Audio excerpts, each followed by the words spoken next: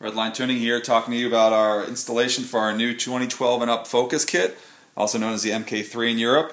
We're going to start off by gathering all the accessories that came with the kit. We've got our two brackets for the hood, the two ball studs for the fender area, a 10mm socket, and a 13mm socket.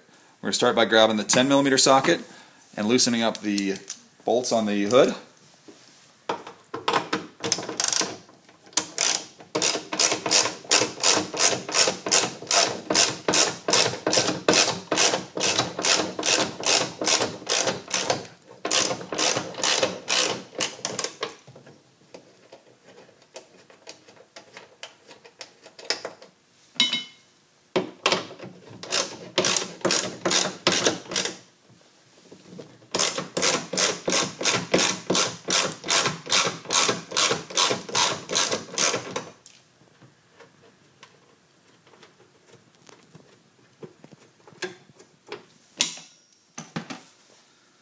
Okay, once the two nuts are taken off, we're going to take our hood bracket, replace it, making sure that the ball stud is facing towards the hinge.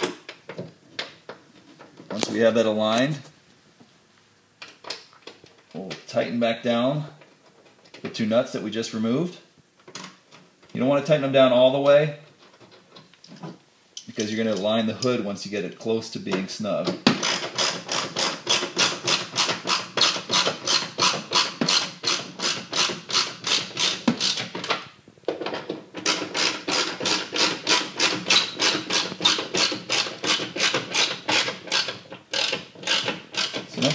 Once you have them close to being snug, you can look at the paint marks that you have and make sure that you align the hood that way. Once you have it aligned, held in place, you can finish tightening them down.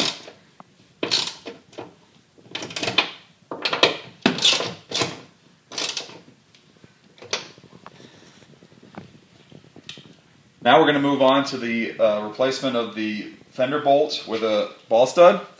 So we're going to remove the fender bolt with the 10mm socket.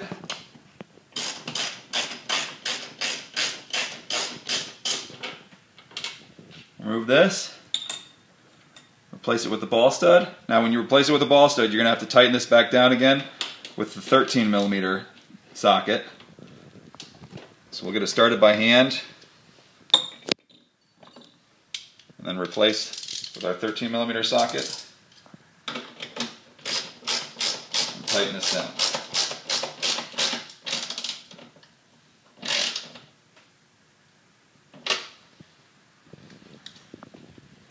Now, once we have those two in place, we can remove the bump stops that we have down here.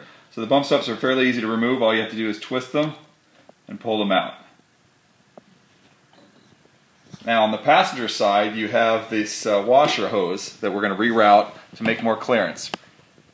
Now to reroute this, we're going to loosen this bracket up in the back, pull this out, pull this from the retention tab here, and you'll see a small little tab here. We're going to pull that tab towards you and then pull this whole plastic assembly up. Once you pull it up, it gives you enough clearance to run the washer hose underneath. Once we have that run underneath, we can then push this back into place. Give us extra clearance for our gas spring. Now, to assemble the gas spring, you're going to remove the safety clip by rotating this out, pulling this out. This is the safety clip retaining feature right here. We'll start out by snapping this onto the hood, to the ball stud right here.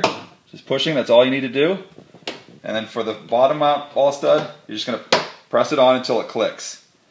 Then you're going to replace that safety clip back on to the end fitting. You're going to find the little hole and rotate it till it locks in place. Now you can repeat this on the other side, and you don't need to worry about rerouting any of the hoses. This is only on the on the passenger side.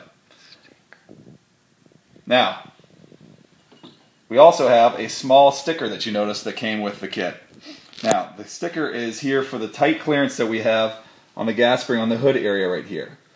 So, what we're going to do is we're going to peel this back. Of course, we're going to make sure that the surface is nice and clean first. I'm going to peel this back and place the sticker on there to make sure that we have a nice surface for if there's any abrasion or anything like that.